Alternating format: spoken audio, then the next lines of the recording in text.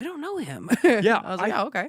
I think Savage Henry does its own podcast, right? Probably. I don't know. I want to say that they have one. Yeah, maybe. I'm not sure. Yeah. You're just more on the comedy side, except for your podcast. Yeah. Well, that's a comedy show too, but yeah. Yeah, it's all good. And your show, you have a show tonight and tomorrow night. Yep, tonight and tomorrow night. Yeah. Sweet. That's gonna be exciting. Yeah, it should be fun. Should be fun. Let me know if you want to comp or anything. I've got extra tickets. You're more than welcome to. Yeah. I would love to. Yeah, I'll have to check it out. I believe you're the first comedian that I've actually had on the podcast. Now that I'm thinking about it, yeah. Oh, funny. Nice. How long have you been doing comedy? It'll be 16 years in April. 16 years. Wow. Yeah, somehow that happened.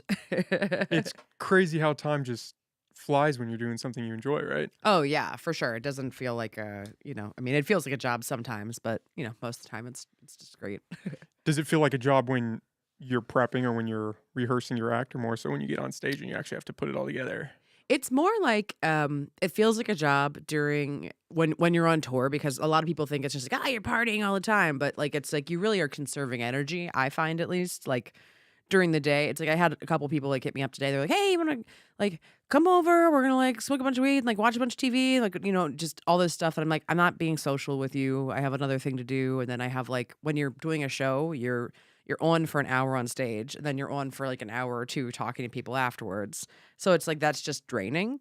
It's fun. It's a fun drain, but it is like I'll just be quiet. Like I was quiet all day today. I'll be quiet all day tomorrow, basically, like prepping for it for the most part. Is that your standard routine, is to try to Pretty much just keep it low key up until you go on stage? Mm-hmm. Yeah, for the most part. Yeah, I would imagine it's got to get a little draining, especially if you're doing time after the show too, where you're talking to people in the audience. And doing all that stuff. Yeah, and you're also just I have like a lot of listeners to the show, to my podcast, and they want to talk to you too, and they know you really well. So it's like you want to give everyone like an experience, so they keep coming back, So do you get a lot of podcast listeners come out to the show? Yeah. Depending on if it's a city that we have a lot of listeners in. I can't tell you about Eureka. I have no idea. Is this your first time going on stage here? No, this is my fifth time through Eureka. I mean, I think my first time was here in like 2015, and then 2015 with the other two gals and Lady to Lady, and then me and Tess Barker came here separate once, and then I headlined in February 2019, and then I did the festival at the end of 2019, and then this is my first time here since then. Yeah. Is the comedy scene pretty good here? Yeah. You guys have the club is great. I mean, they get a lot of good names coming through. I mean, it's nice. It's a good community. It's everyone. It's younger people starting and everything, and there's just like hiccups along the way, but that's every scene. But it's cool that they've got a club that they can kind of like watch pros at and like kind of learn from. It's an important thing to have. That seems like that's half the battle, is just watching people that are a little bit better than you, and try to pick up some of those technique tips. Yeah, you learn a lot that way. You also learn a lot from just doing consistent stuff on stage. Also watching people that aren't even pros, but just watching other people go up and being like, oh, I don't like that about like what they do. Oh, I make sure I don't do that, or whatever it is. You just learn a lot through observation in comedy. And I think having a club in a small town like this, it's nice to have like, they have 2 or 3 dedicated mic nights, and it's actually a club that also really wants to grow its local scene, and that isn't always the case. So they, Chris Durant that runs the place here, he's really like wants to build a solid stable of locals, which is really nice. I've never understood the idea of not wanting to build out a scene. If you own a comedy club, it seems like you would want to cultivate good local talent, because that just helps your business. I mean, it depends on if you care about comedy or not. A lot of comedy club owners don't actually care about comedy. It's just a very cheap, easy way to make money, because you're paying very few people a night, but you can jack up tickets, and then you have like a drink and food minimums and stuff every night for like a relatively small retail space that you're paying for. And so it's very easy for them just to bring in people more so than like actually build a scene. It's a lot of owners don't really care about comedy. And that's would you say that's most comedy clubs are that way? I wouldn't say it's. I mean, I couldn't tell you a split on it. I mean, I don't really mess with clubs that often. I usually do a lot of more independent type touring, like more small music venues and stuff like that. Bar shows is more my vibe. Is that just preference on feel? Preference on feel. Also, just there's just I'm a female comic. A lot of club owners just don't take a lot of female headliners a year, and it's like I'm not gonna fight for scraps at a place. I'd rather be respected somewhere else. Has that gotten better because it seems like now there's a lot of female comics? It was really getting better pre-pandemic. Post lockdown, a lot of clubs have kind of more because there's such a backup in dates. Basically, a lot of bigger names are now doing smaller clubs, just trying to get any kind of dates, which kind of pushed everything back a little bit. So Kind of screwed you guys up a little yeah, bit. it's like the progress was being made, and then everything, like everything else, kind of like stopped and got kind of pushed back. But now it's getting better again. It just takes a while. Everything is definition of progress is to progress. So Yeah, COVID kind of messed a lot of things up yeah, in that for way. sure, for And sure. especially if you're an up and comer, that's the thing you hear a lot hmm is you can get bumped. And so I'd imagine, hmm especially in that case, if you have people that are more well known coming back down, Yeah, then you're screwed. What are you yeah. gonna do? It just kind of is what it is. I mean, it's kind of hard because it's like, well, everyone's just trying to get paid, and I mean, I'm thankful that I've always kind of done this kind of indie DIY touring because I'm not reliant on the club system. I've always been like, okay, well, I'll go figure it out somewhere else. And that was a pivot that it was a lot easier for me to make than a lot of people, I think. Do you run and manage your own tour? Do you have somebody that does that? Do it all myself. You do it DIY. hmm Oh wow, that's nice. Yeah. So then you don't have to worry about somebody trying to come in and take a cut of everything like No, they want to. keep all my money. All my money's mine. Is that hard? Are you reaching out to everyone just at random, or do you have a select few people that I mean, are gonna say, "Hey, yeah, come on down"? at this point, it's like I've been doing it for so long. I kind of know who runs what in most cities, or the people that I want to, or I could get to somebody very easily.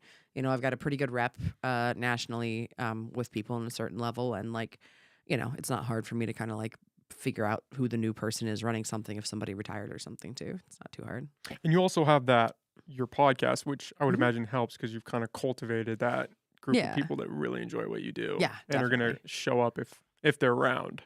Exactly. Yeah, we've got like a nice built-in listenership there, which is cool, and it's like nice to get to meet all the brunettes that listen to us around the country. It Brunettes are a strong base. tends to be a lot of brunettes with bangs. Is is very much our vibe, which is It's an very interesting funny. demographic. Okay. Yeah, it's funny, and then it's usually funny because like they'll usually bring a lot of them will bring a friend to the show too. So it's usually like a brunette who brought her other brunette. So, Double up. yeah, it always cracks me up. Do you get more intimidated getting on stage or doing the podcast? Neither of them intimidate me. Neither. You're Yeah. just you've been doing it for so long. I would Yeah. imagine it's pretty. Yeah, they're both fun. I mean, it's like I've been doing it long enough that like I trust myself. And I mean, if I can feel that a room is going to be really rowdy, it's not intimidation so much as just like, okay, I want to get on stage to see what that's going to feel like, to see what I need to do to be in control, basically. Never had that situation with the podcast though. Podcast, it's like, there's nothing live about it. It's easy. You can edit, you can be like, let's cut all that or whatever. Are hecklers hard to deal with? Do you get a lot of those? I don't get that many. Very rarely have I gotten heckled. That's not an invitation for those watching. Most comics don't want to deal with it. It's annoying more than anything else. There's a couple different kinds though. There's like the heckler that is just not used to being in a comedy show, so that they're kind of talking, but they're like being supportive, but they don't realize they're being interrupted, that they're not helping. Not aware they're fucking up Yeah, the show. exactly. And like those people, it's like very easy just to be like, hey man, love you. How about you just laugh along? Shh. You kind of train them a little bit during your set, or like that's the way I deal with it. And there are people that like are a little bit drunk, but they still are like trying to help, and like you can kind of be a little bit more patient with them, but try to shut them down quicker than sooner than later. And then there's like the assholes, but like you've clearly triggered something in them with something you've said, and like I don't fuck with them. I just like will say, shut the fuck up, we're not playing this, and then I try to get them bounced out as quick as possible because it's not It's not helpful. it's not helpful, and it's making the show about that person, and it's not everyone else in the room paid to see you perform and do the best that you can, and like this person is disrupting it and wasting everyone else's time and money, so get rid of them. Do you have a certain approach that you take? Are you nice the first time and then you roast them, or It's do you just try to get them bounced? two strikes you're out with me. Two strikes. Where I'll just try to be nice. I'll be very nice once, and I'll be like nice and a little bit forceful, and then if like you still are pushing it, then it's like, all right, we're done, you got to go. You gotta go, man. It's just not fun anymore for anybody. And I won't. I will mostly just do that and then roast them once they're out of the room, kind of. But it's like I don't like to escalate, especially in the client we live in now. You don't know what anybody has on them, or anything that can happen. It doesn't feel like a smart idea, I think, for me at least, to be picking fights with.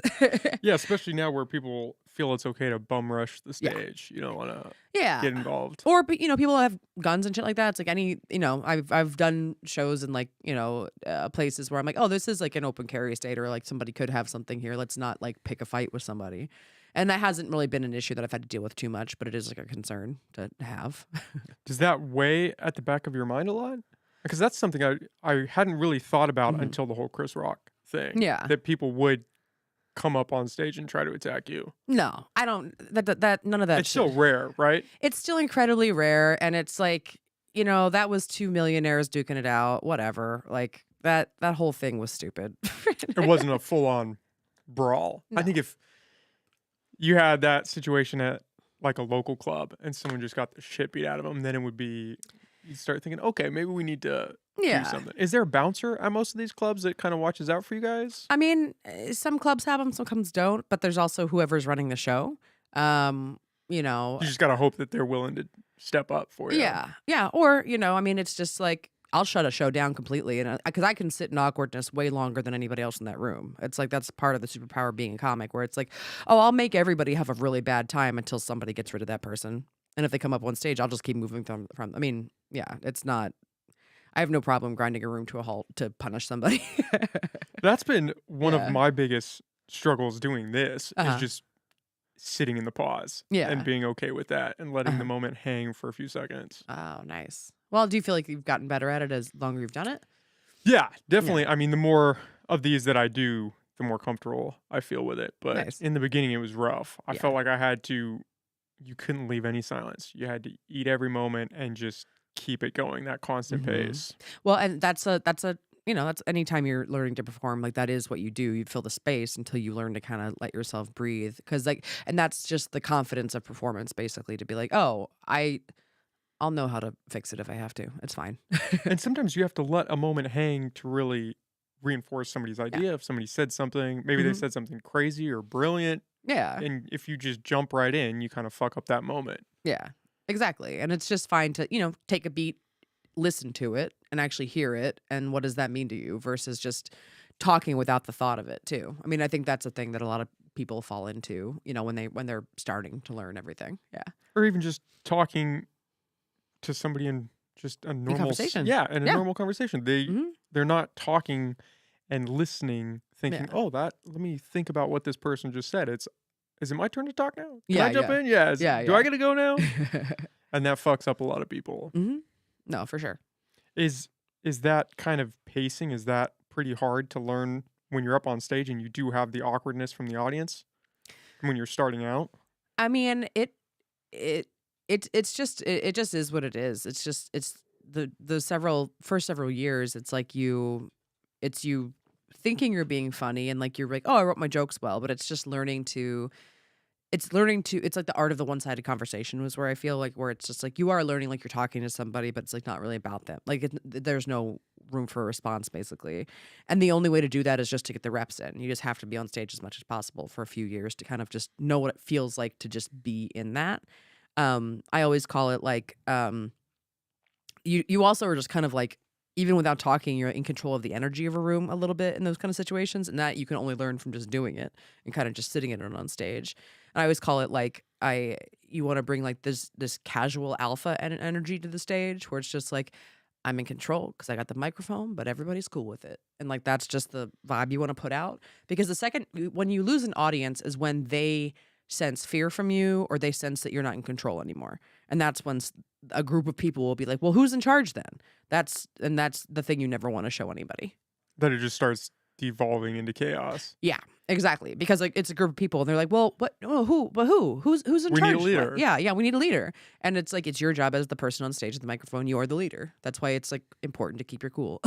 Is that a scary moment when the bomb starts to come on and you can feel the audience starting to turn against you, or you're starting to lose control? It can be a little bit scary, but like the longer you do it, I mean, your definition of a bomb changes a lot over time. When you first start and you just like feel a room just like not knowing what the hell you're doing, like that sucks. But then the older you get, the longer you're doing comedy, it's like to me, there's like now I haven't had like a set like that in years, but now it's like comedy I think is like the art of like embracing failure, where even like a joke that's doing well, you're like, okay, this like 5 minute bit, there's like 3 or 4 moments in it that didn't hit as hard as the rest of it. So those are the parts of that joke that bombed. Okay. And like they did well, but they weren't like at the level you want it to be. So you start like I at least look for those tiny failures because those are the cracks that make everything better. You know, if there's something that constantly hits and like it always works, that's done. There's nothing interesting about that anymore because it's like, okay, cool, awesome. It works. Yeah, it works. It's done. I know that that's good to go. I know I can use it at any point, and it's fun because you can, you could get your ego a stroke and bust that out. But the work is still in the places where the tiny bombs are. So you kind of segment up your bits in the Mhm. sense that, oh, this first part might work and maybe it's the second part that I need to adjust. Yeah, exactly. Or like you add new tags to a joke or you kind of expand something. Like there's definitely audiences that if they aren't like big laughers or something, but you can tell there's a lot of people sometimes that you'll see that just kind of like politely nod and like smile and like they are really enjoying themselves. They're not just outward laughers. With those people, it can be really hard to like get a joke rolling. So I'll kind of have a more condensed version of something because you aren't kind of building off the laughs of something. It's kind of each of my jokes kind of has like an expanding or a contracting version of itself based on how good of an audience you're working with that night. And that's got to be kind of hard to gauge because how do you know if a joke really hits if the audience is just like Yeah. slow nodding, looking at you? No, exactly. You kind of try to find a few people that you're like, okay, I can see you're really enjoying yourself. I know that you're enjoying yourself and this is how you're doing it. Okay. I don't take it personally that you're not like dying, scream laughing or Bent anything like over. that. Yeah. That's not everybody's style of laughing. And, it's good not to take things personally. Is it easier to get an audience on your side if you do have a couple loud laughers kick it off? I find that it tends to be most people I think don't want to make a lot of noise. So they like if people are starting to laugh, it will open everybody up more. But they do need to be like a couple of people that are like, oh, okay, we're having fun. We can laugh out loud. That's why it's also nice to have like dark lights, or like have lights turned down on the crowd, like so they can kind of be in the dark and not feel like they're being seen. I try not to like I don't really engage any audience members until like if until a little bit into my set so they also feel safe, like they're not going to be talked to because that can also make them like I don't want anyone to see me. But I'll kind of as I'm telling jokes, I'll kind of make eye contact with people in the front, like smile at them while I'm doing jokes just to be like I'm safe, I'm nice, I'm not talking to you, don't worry, just have fun. And like only kind of ask rhetorical questions and stuff like that basically. Do you do a lot of crowd work in your set? No. No. No, I'm not a huge. I like to I like to write my jokes and then bring them to stage. And some people are very good at crowd work, and like I'm decent at it, but I would rather kind of work out an idea before I'm just kind of riffing it off the top of my head. Sometimes stuff I'll riff out with somebody if something goes somewhere, but it's not like that's not. You're not going in with that Yeah, intention. that's not what I'm working towards. Is that a different skill than writing or all Yes. Yeah, it is? completely. Yeah. I think it's a very different thing. Also, like it's an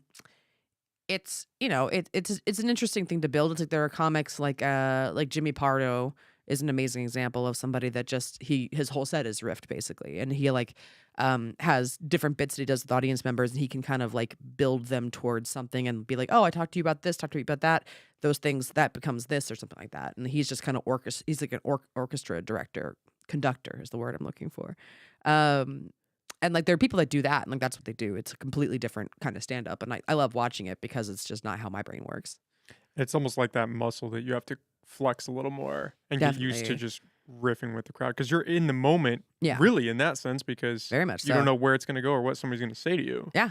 Yeah, exactly. And it is fun because I would never go up like with that just as my intention for a set, but I've gone up um and then had somebody say something and then that just turns into a thing we come back to and like my sets are still pretty loose. Like I know these are the jokes I'm going to do, but they aren't so defined that I can't kind of leave them and come back to them or whatever.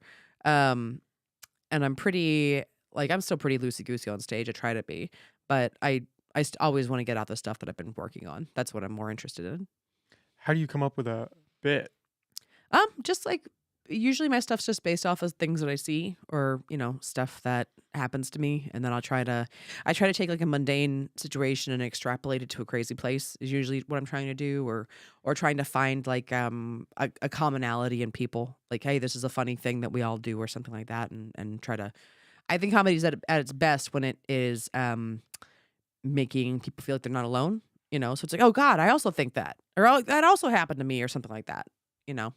Kind of unifying everybody under this idea. Yeah, exactly. Do you write or do you pull a lot of it from when you're on stage or just out in life more so?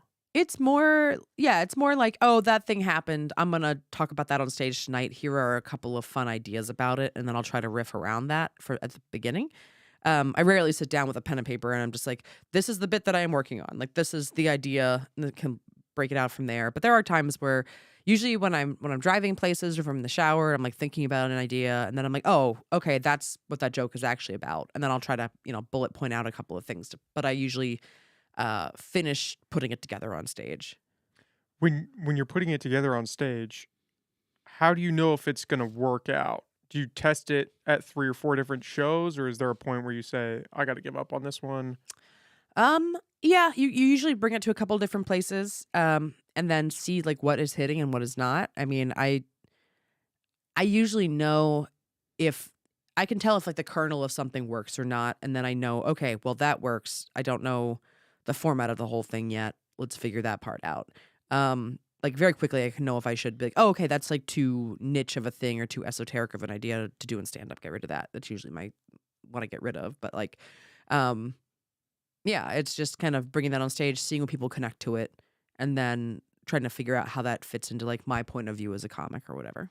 Because it seems like I would imagine the audiences are pretty diverse most Mhm. times. And so you wouldn't want to just throw it away after the first one. No, no, no. But after the 10th one, if you're still not getting laughs, are you like, Yeah. there still might be some gold in this. I just haven't figured out how to put it together. Yeah, exactly. And then there's definitely some like premises that I've been like, okay, this is something I don't know that I know what it is yet, but You I'll can just feel it. yeah, I'm like, okay, I'll keep this. I'll have this written down, and then if something, usually what happens is something later will be like, oh, that's how I talk about that, and then you kind of try to find it. That becomes the callback, or like that becomes the thing that bit was actually about, or something. It's So, all about just the time and spacing of, okay, I've got this mhm. idea. Maybe I'll put it away for a second. Then if something else comes in Yeah, that fits with it, I can use that. exactly. Yeah. Yeah, I'm a fan of comedy, but the Mhm. idea of getting on stage to do it kind of scares me. Well, good. I think most Don't people do would it. fall into yeah. It's audience members, people that are fans of comedy are much more important than comedians. There's too many people that want to be comedians right now anyway. Really, I always thought the common thing was that there aren't enough comedians out there. Oh God, no, there's way too many. That kind of feels like podcasting nowadays. Yeah, Because there's yeah. what, 4 million podcasts or Something like something? that for sure. So too many comics. Yeah, but I mean, I want everyone to try it, but like, Too many comics or too many bad comics? well, too many bad comics for sure. But I've seen people that I never thought would get good also get good. So I don't like want to say that nobody should be trying it or whatever. I'm like, go for it. But it is a grind and it hurts to do especially those first couple of years where you're just not good. You can be funny and you can like figure out how to get laughs, but like you don't have the consistency in your bones yet. It just takes a while for that to kind of like really sink in. And if that isn't like a constant, so if that isn't constantly intriguing to you and you don't find joy in it, don't do it. It's almost that idea of being a glutton for punishment, right? Where Yes. you're just gonna you have to accept the idea that you're gonna eat shit for an extended period of time. Basically, yeah. I mean, that is it. I mean, it's like I really enjoy it because I feel like it has been a different challenge every night, and I haven't been bored in almost 16 years. So it's a nice way to just be like, oh, okay, like okay, so what's the challenge tonight? Like, what are they gonna like? What aren't they gonna like? What's good about this room? Like, oh, what's like a funny thing I could say that relates specifically to this place or something like that? How can I tailor this set differently? And I think, it's just always a little bit different and challenging. Yeah, you don't seem like the type that would enjoy a desk job where it's the same thing I've in and out. had them. I mean, yeah, I've had them, and there is something nice about knowing that your bills are paid, and But I'm like when I've had them is I've also been doing comedy at the same time, and it's nice to I think have like a creative outlet for me is just something that's always been important. Was there ever a time when you were starting out that you thought of leaning the other way and going more into the desk job thing? Um, I mean, yeah, from time to time, there's thoughts where it's like, I mean, I'm very good at I'm very good at logistics and stuff like that. Like I plan all my own touring. I've self-released my albums. I every like I'm very good at Google and Excel and all that kind of stuff. And there's been times where I've been like, oh, I could like I'd be a very good tour manager. Like I'd be very good at like any stuff on like the business side of it. But you know, I can do that and I can also do this. Yeah, and it works in the Yeah. sense that you could do it for yourself that way. Mhm. Yeah. I mean, yeah, I'm a person that like, there's a people that like live to work and there are people that work to live basically. And my job needs to like for me, it needs to matter it needs to matter what I do. Like that I get a lot of fulfillment from my work versus it being like just the thing that pays my bills and then that pays for, hobbies or other things like that. Like I would not be very happy. That's a rough road to go down when you do something you don't enjoy just because it pays the bills, and you Yeah. just embrace that and say, okay, this is Yeah. what I'm gonna do. And for I've 8 hours a day, I'm gonna hate life, and then I get to be home and do what I enjoy. Yeah, I have a lot of friends that do that, and they've got really nice houses. I don't know how much they enjoy everything else. Yeah, it's. I think a lot of people woke up because of COVID Yeah, from that, I think so too. and realized I don't want to be where I am. I want to Yeah. be doing something else. Mhm. Maybe I need to give that a try. The question is how many people will take the jump. Realizing it's the first part, taking the jump is the second part. Because you can say, I recognize I don't like where I am in life, Yeah. but are you going to do anything to change it? Yeah, what are you gonna do to force that? Are you able to? I mean, like, upward mobility in this country is, like, a fun lie we like to tell ourselves that it's easy, bootstraps, blah, blah, blah," and it's like, no, there's a lot working against people, but okay. Did you know that comedy was always something you wanted to do, or how did you find that? Yeah, I always loved comedy. I mean, when I was a kid, I was like a huge Jim Carrey fan. Like I'm 38, so it's like Jim Carrey was like it for me when I was a kid and like my stand up is nothing like him, but like I was obsessed with him and his movies. I loved watching SNL, like all the comedies that were on TV when I was a kid and everything. I wasn't like a huge stand up fan really until I moved to LA. But I wanted to like work in comedy. I didn't know what that meant though. So I went to college for like film and video production and just learned. I was like, okay, well, this will get me like towards TV and movies. This is moves in that direction. I don't really know what I want, but I want to be in here. And from there, I was writing funny shorts and stuff like that. And was like, okay, sketch. This could be kind of cool. This is fun. I like these ideas. And then, when I moved out to LA, I was writing for a sketch. I was like working as a production assistant on a bunch of like TV shows and music videos and stuff like that. And I would just go to shows at like the Upright Citizens Brigade Theater, and they had just these really awesome stand up shows that I was like, oh, stand up's really fun. I like that it's just one person, and it's like I was always writing funny things, and I was like, oh, some of these sketches actually I think they're better jokes. Like it's better if I just explain the thing. So I started going to open mics and just was like, oh yeah, I like this. This is the thing that I think I would be very good at. So from the beginning of getting on stage, you were pretty hard set that Yeah. yeah, this is hmm a fit for me. Yeah, definitely. It was, and I'm thankful that I got a lot of good feedback early on too. From people that were better than you, or just from other Yeah, comics? yeah, yeah. People that were coming up were like, oh, there's like you have like you have an interesting thing going on. Like I like the stuff you're talking about. Like you've got like a promise and stuff like that. So it was very nice to feel supported very early on from some people. How would you describe your style of comedy? Kind of like I do these kind of longer bits that are like uh it's funny. I write like 2 to 3 minute bits that feel to me more uh like like peppy rants kind of. Like I feel like ska music is like a big influence on me. Like that kind of vibe is like what I try to bring to the stage kind of. Just this kind of like peppy ranty like, about shit in life. Sky music? Ska music? Scott, I don't know Yeah. what that You is. don't know what ska is? I do not. Oh man. Like Real Big Fish or Less Than Jake or like Mighty Bay Bosstones. Nope, completely over my head. I'm Is just that saying names to you that you don't yeah, know. is that a certain genre? Yeah, yeah. It's kind of like punk rock meets reggae is kind of the intersection of it. Like the Specials, Madness. This is I haven't even hilarious. heard the mixture of punk rock and reggae. I didn't even know that was a thing. Oh yeah, yeah. As a whole genre, there's 3 different waves of it. It started in Jamaica, is like where it came from originally. Second wave existed in the UK, kind of started from there, and like came up as like a retaliation to like the racist segregation of like the UK in the 80s and everything, like the 70s and 80s. And then the third wave started in America in like the early 90s.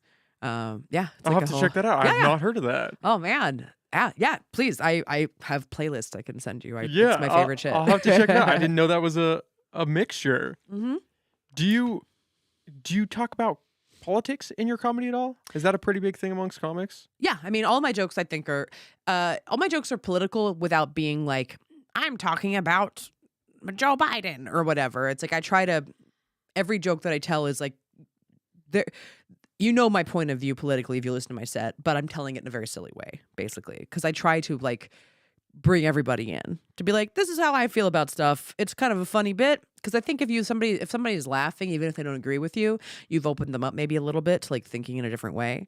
And I found that like I perform all over the country. You can say anything as long as you were saying it from a place of like honesty and like respect, basically. Like you're not just calling people idiots because they don't agree with you. It's like, what's the point of that? You're just pissing people off for no reason. And it feels like as long as it's funny, it works. Yeah. Like if you're up there talking shit about politics and nobody's laughing, then they can kind of turn. But Yeah. if they're laughing, you've got them. You Yeah. won them over. Exactly. And I find that like people have more in common than not. I feel like a lot of our political system is very it really wants there to be this huge divide, but it's like if you actually look at individual shit, most people agree on like, yeah, the government's fucking up all the time. We're all mad at them. At what level do you stop being mad at them is a different question. And like who are you blaming for all of it is a different thing. But we're all frustrated by the same stuff, And I find that if you can kind of get to that point and speak from that place, most people are like, yeah, you're right. You're right. That's what I love about podcasting is you get Yeah. to see that. You get to see that, oh, most people agree on the same shit. Yeah. And then there's just if you go online, you see this Mhm. this toxic divide and it seems like it's reinforced. But if you come back into the real world, Yeah. we all pretty much agree. Yeah, a lot of us do. And it's also like there's a nuance that can be lost online through a lack of tone, a lack of eye contact. There's a lack of just like connection there. You're also on something like Twitter where you only have a certain amount of characters. It's like how nuanced can you be in 140 characters? So it's and you also get the dopamine hit of like, oh yeah, I'm like really giving it to them, and it's like Dunking on somebody. yeah, and you're speaking in divisive language versus like if you saw that person on a bus and you guys got to talking, you wouldn't go from that that perspective. Well, the anonymity aspect comes into play Yes, with that too. for sure. Because Yeah. half the shit that gets said online wouldn't be said face to face. Yeah. Oh no, not at all. Not at all. And it's like, all right, that's cool. You're hiding behind your computer. My thing is, I'm always like, you got something else going on. This isn't about me. I hope you figure it out. I believe in healthcare for all, so you can figure it out. See you later. Do you engage a lot with your fan base on social media, or do you try to just do it after the shows? No, I talk to people online. People like on Instagram especially. Like people like post stories of silly stuff, and people write in, and I'm thankful that like I'm proud that the fan base that I built are like very kind, very nice, funny people too. So that's usually who interacts with me. But if you're a troll or something, I just block people immediately. I'm like, I'm not gonna. You got more time than you deserved anyway. Bye. That's the big thing. If you're spewing hate online, Yeah. you probably have too much free time on your hands. Yeah, I think so. And like you're also hurting. You know what I mean? Yeah, Like nobody's doing that and loves their life and Yeah. is happy and fulfilled. exactly. It's like you're like, my thing is like, I try to just extend empathy towards it to be like, okay, you're a hurt person and I'm sorry for whatever hurt you. This is not about me. I'm checking out. Yeah. See you later, man. I hope you figure it out. Yeah, I'm still trying to figure out how I feel about diving into the comments Yeah, yeah. because it can get dicey sometimes. No, it can definitely get dicey. Like, is it worth it? I don't know, you know? I do like the idea of using it to build a community. I think that's Yeah. a great Mhm. medium. But then you have the trolls or you have the people that are just spewing shit to Yeah. talk shit. And it's like, oh, you don't want to just respond to the good comments because then are you cultivating some fake image, but then you can't spend 6 hours engaging with the people that are just No. hating on you. Yeah, no, don't talk to them. They don't matter. Yeah. The people that like my whole thing is the people that are like enjoying your stuff, they're the ones that are gonna pay your bills. So that's who I talk to. You know, the ones that are like saying that I fucking suck or whatever. It's like, okay, oh, you're never gonna buy a ticket? Bye. Please never see me again. That's fine. Yeah, if they're coming out of the gate and you know that they're not Yeah. gonna support you, it's like, okay, what are we doing here? Yeah. There's a lot of people in the world. Go support somebody else. I hope you find somebody that does make you happy. If I'm not it, that's cool. Bye. Yeah. Why the whole engaging in the hate thing, Yeah. it's it's pointless. Yeah. It's very pointless and it just really comes from a place of I think wanting to feel heard usually where I'm like, "Oh, you're yelling at strangers online because you don't feel heard in your life. Why don't you feel heard in your life? How can you work on that?" That's not my problem to fix it, but that is usually what I think is going on, you know? And then it's like, "Okay, well, that's once you actually do internalize, I think the like, "Oh, that's somebody else's that person's problem. That's not me." Then I find it very easy just to be like, "All right. Check out. Yeah, see ya. Bye." Did you have that perspective from the beginning? Because I would imagine it going on stage, being in this vulnerable spot, Mhm. that would be something you'd have to work on. Yeah, I mean, it takes a while to kind of really, I think, understand that and like kind of like because you do you do get defensive. It's like hard. You know, one wants to read bad shit about Yeah, it's themselves. human nature. Yeah, of course. Anybody's like, okay, please just be nice to me, but I guess you won't be. Whatever. But I think you like, uh, yeah, you just kind of the more confident in your own skills you get, I find that the more you're like, oh. Yeah. Well, I've performed in front of enough audiences that I know that you calling me an unfunny idiot is like not true. So that's your problem. Okay. I'm sorry you didn't like me. That's all right. Keep it moving. Yeah, yeah, exactly. And that's just, the longer you do it, the more it's like just not I try to think that I'm like, does somebody like Tom Hanks just like scroll his phone to see bad shit people are saying about him? No. He's got more important things to do.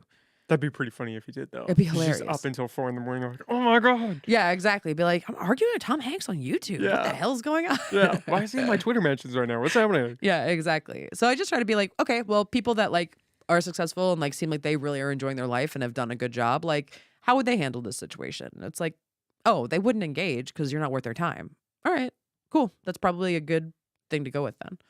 And it's just not manageable at scale. Yeah. I mean, if you've got 4,000 people, Mhm. even just that, 4,000 people, Mhm. and a third of those people don't like you, Yeah. that's a lot of comments coming your way. Yeah, It's like, exactly. why spend any time engaging in that? Yeah.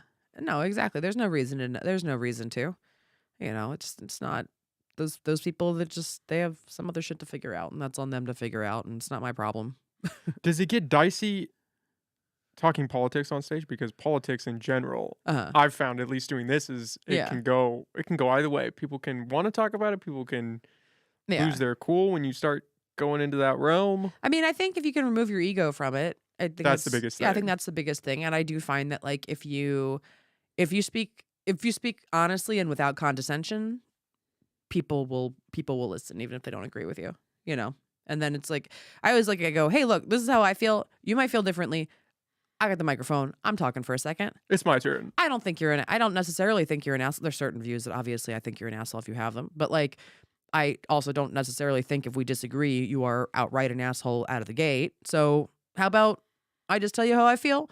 You want to talk after the show? You can come talk to me after the show. And I've had some nice conversations with people that are like, oh, I didn't think about it like that. Because I think so people get so very like, um, the way that the media is set up in every direction is to try to keep you relegated from each other and to think the other is this like horrible monster. And then you're like, no, I mean, I'm not. I promise I'm not. And you probably aren't either. I think you've probably been misled in some way. Because I think, the way that things are set up, like, the media wants to keep this like, Echo chamber. this echo chamber and this duopoly of these two different parties and things. And I think it's all corrupt and garbage, and people usually, especially older people, are very like, oh, you don't like the Democrats either? And you're like, yeah, most people don't like any of it. Yeah, your actual problem is with all of it too, you know? And I find that that tends to be, a good way to break things down. The writing the party line thing is the craziest to me. That you have to Yeah. check every box, Yeah. otherwise you don't fit in. It's like, well, we can't just take the ideas we agree with from Yeah. both sides. Like, where's the nuance in that conversation? Well, I also think that it's like that both sides, I mean, if we're looking at like the US government system too, both sides are also like they're getting money from all the same people. So it's like you're being given a false choice, I think, a lot of the time. And I think it's like, we don't actually have like a real choice in front of us most of the time with most things. It's two sides of the same coin, Yeah, and it's all they're selling you the dream. yeah, exactly. It's like both, corporations donate to both of these people and they're ultimately the ones that are like pulling the strings in a lot of ways. And you're like, okay, well, who actually is supported by the people? There's very few people in a position of power for that actually are because they, it's very hard because of the money, you know? It all comes back to the money. Yeah. That's the scary thing. Yeah. It all comes back to the money. Yeah. Every time. Yeah. It's again, it seems like that's one of the real benefits of comedy is you get to bridge those gaps if Mhm. it's funny. People are more willing to just be receptive to the idea if it's coming at them and they're laughing while they get it. Yeah. Whereas if you're sitting across from somebody and you're screaming at each other, Yeah. nobody's listening. You're Yeah. being reinforced into whatever you walked into that conversation with. Exactly. You're doubling down on your shit and you're also you're defensive. So you're not listening to anything. And why would you be? If someone's screaming at you, you're like, oh, am I going to agree with you? No. Yeah, this doesn't make me want to change sides. Yeah. No, not at all. I always think that to the art of laughing, the actual act of laughing is to basically say, I am here and I am full of joy. Like if you are laughing, you cannot actually be afraid in the moment that you are laughing. You know what I mean? Like that is like what laughter is. It's like, haha, like I am here and I exist and I am happy. Like that is what a laugh is. And if you can get people to that place, they're much more open to listen to you with things. It's hard to be angry and laugh. Yeah. Yeah, It's exactly. hard to do that. Yeah, exactly. If anything, it's like you laugh when you're angry as like a release from that anger to like manage yourself, or like you laugh when you're anxious kind of for the same reason. It's like you trying to like reset your equilibrium. Yeah, you can laugh when you're uncomfortable, right? That Yeah, comes yeah. out into play. And you're like, oh, okay. Yeah, But angry laughing doesn't really come into the fold. not often. Yeah. Yeah, very, very rarely. If anything, I mean, yeah, you're not laughing at something because you're angry at it. You're mostly laughing because you're just trying to like get away from that emotion, usually. And it breaks down the tension. Mhm. If everybody's laughing, Yeah, we might not agree on Yeah. everything, but we're having fun. Yeah. And we're all here for the same reasons. We all want to laugh. yeah. Is one of the things as a spectator that I've heard Mhm. over the years is that there are these ages of comedy where it's easier to say dicey things or to engage people and then harder. Do you buy into any of that? No, it's all bullshit. It's all bullshit. It's all bullshit. If anything, I think the audience has comedy audiences because there's so much comedy now, there is a more refined palate. So they might not laugh at the same hacky shit that they've laughed at for a long time. That might not used to be hacky, but now it is because they've heard it so many times. And they're like, people are just have a much more like discerning palate for comedy than they used to. And I think also people there's a more diverse audience and stuff too, and people might not necessarily laugh at your worldview because it's like, oh well, that I don't understand that, or like that feels demeaning to me, and that's their right to not laugh at it. So I think comedians can just get very very childishly defensive about it in a way that I'm like, okay, as opposed to saying, well, I wonder, okay, why don't they like that? Is the point for me to make an audience laugh? Yes. So why aren't they laughing at this? So where is my thought process wrong that I'm missing out on? And so many comics just aren't analyzing that anymore because I think so many comics, especially going in like an edgy direction, which it's like, what even is edgy? It's like, to me, okay, everything horrible has ever been said into a microphone. It's already been said. What is edgy? Tell me who you really are. Actually share something vulnerable with an audience and then let them decide if they like you or not. That's actually edgy as far as I'm concerned. But just like saying all the same stuff that we've heard a million times, you're like, that's old. Okay, but it's a thing that a lot of young comics kind of go through, and then you see it. And the older you get as a comic, though, at least for me, I watch them. I'm just like, oh, you're so scared. You just look so scared on stage when you just are like relying on old like like racist, misogynist tropes or something. It's like, oh, you're scared to tell me who you are. Like that's all it looks like to me. Do you think that they're trying to be edgy because it's easier to get a laugh going that way than it Yeah. is being yourself up on stage? Yeah, for sure. It's a much easier thing to do. It's like a cop out. Yeah. Total cop out. And I think it's like, it's also people being like, "Oh, they said the thing." And it's like, "Okay." Shock value. Yeah, it's shock value. And at a certain point it just feels very cheap. And it's like, that's fine, you want your comedy to be cheap, but like not everybody, wants wants cheap shit all the time. Wants to see that. Yeah, and it's totally fine. It's not like you aren't being silenced because nobody's laughing. It's everyone's right to not laugh at you. And that's fine. Go find an audience that will.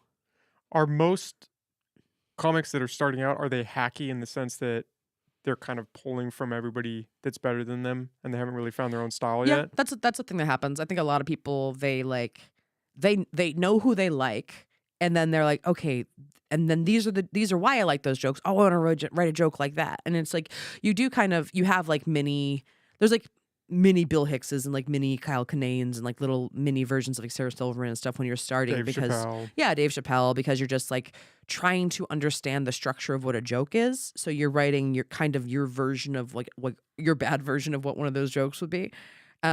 Most comics, if they do it longer, they evolve. You find your own voice. That's what those first few years are, is just being like, oh, okay, I liked these people, I'm in this style, but like what sets me apart from that? And that's just doing it over time and kind of like saying the stuff and eventually finding the way that you do it. Some people don't find that, and that's fine. Just depends on how serious you want to be. Yeah, you don't want to be the person that's still doing the same old jokes Yeah. 10 years down the road and you're still biting off somebody else's style. Yeah, exactly.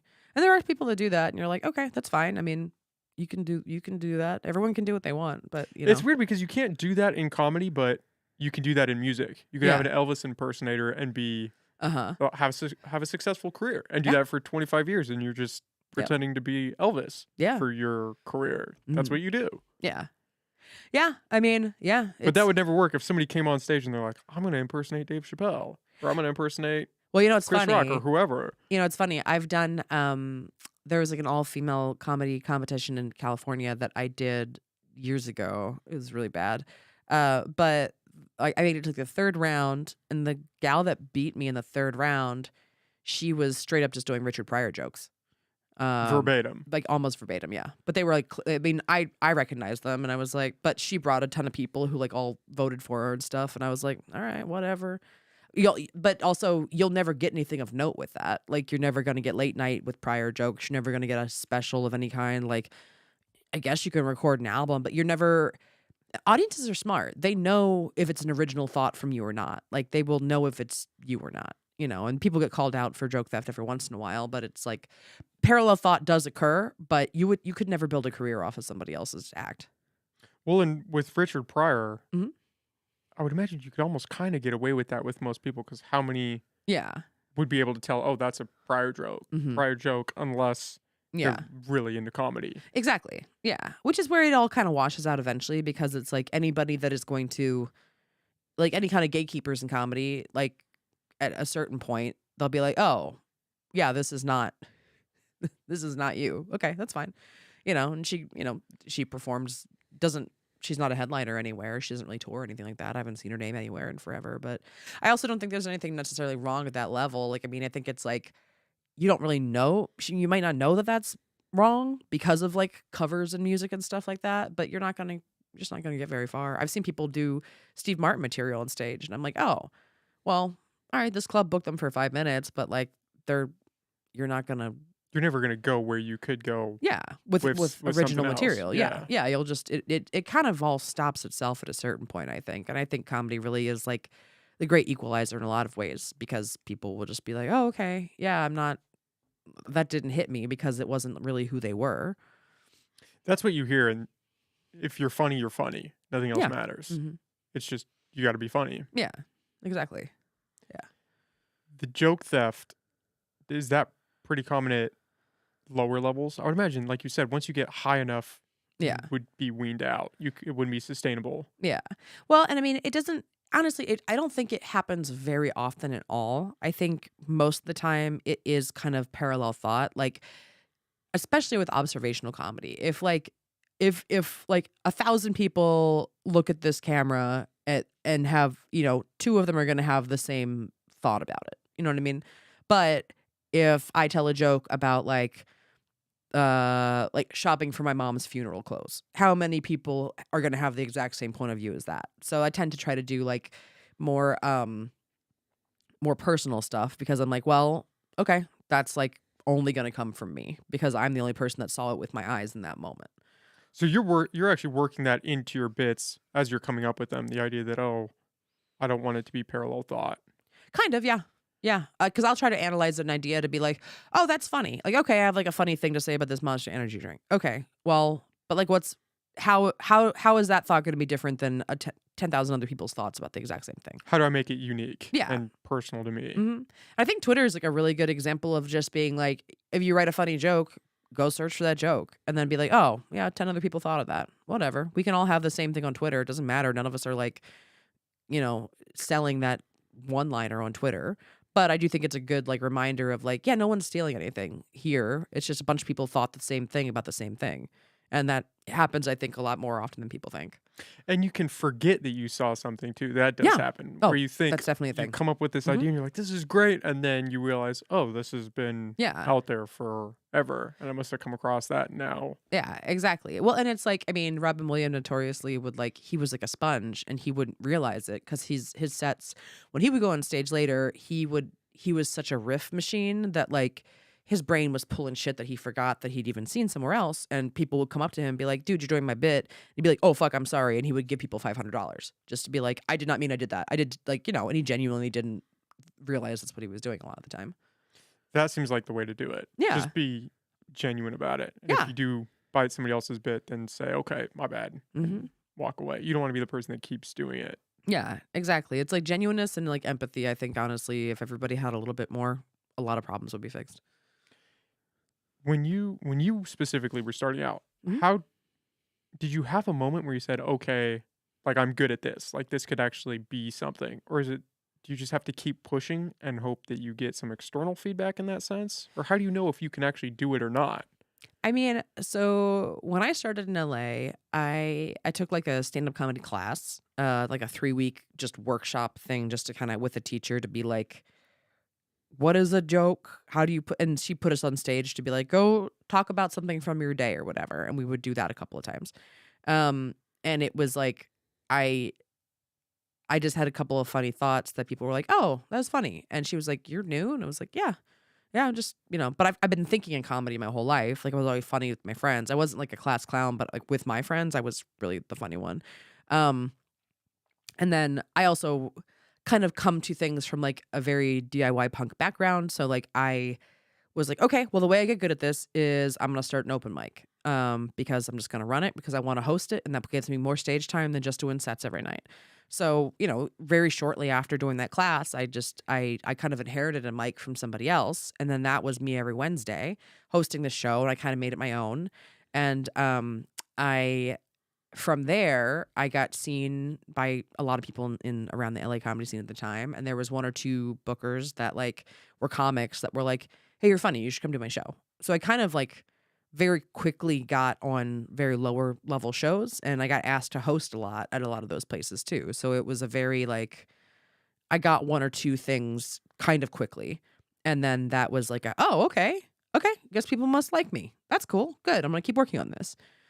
So I kind of I got like some external validation kind of quickly and I also just I enjoyed it and I kind of knew you go to open mics, you see like a very wide variety of people, and I was like, well, I know I'm at least funnier than like half the people here because they are just eating shit constantly. So I was like, okay, I'm at least somewhere in like the top half of like people that are doing this at the moment. Let me try to keep closing that gap as much as possible, basically, and just kind of approached it from that place. Sometimes seeing people that suck is really Yeah. helpful. Oh, And just 100%. saying, okay, I'm not that bad. So Yeah. maybe I can keep going and maybe I can build it out to be something. Exactly. Exactly. Yeah, I think it's like important to like watch other people and like I mean, people that are always worried about starting stand up, I'm like, go to an open mic. Honestly, go see how many people are there and see what they're doing and then be like, "Oh, I my idea of a joke is I know more than that. I can do better than that." And I think it's like, not to shit on that person or whoever they are, but it's like, okay, I can be better than that. Okay, well, keep trying to work your way up from there. And with you, I would imagine that the starting out in that hosting realm and Mhm. kind of going down that path, that must have been incredibly helpful for doing Very. the podcast.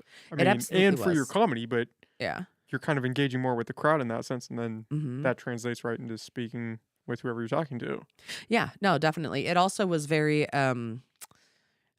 when you're hosting a stand-up show, you have your set up top that you're doing your jokes in, but your time in between people, it's you're not going to do a whole bit, most of the time. Like, but it is like you kind of like have a fun thing to say about the thing they just said, or like you're kind of in charge of the energy of the room.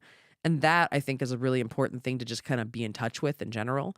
And that is a thing that you can only just learn by doing that. Like, just because you're a good stand-up does not mean that you're a good host. Like, you're controlling the energy in a room and kind of maintaining an equilibrium as a host. And that's just kind of something you just learn to do from doing it.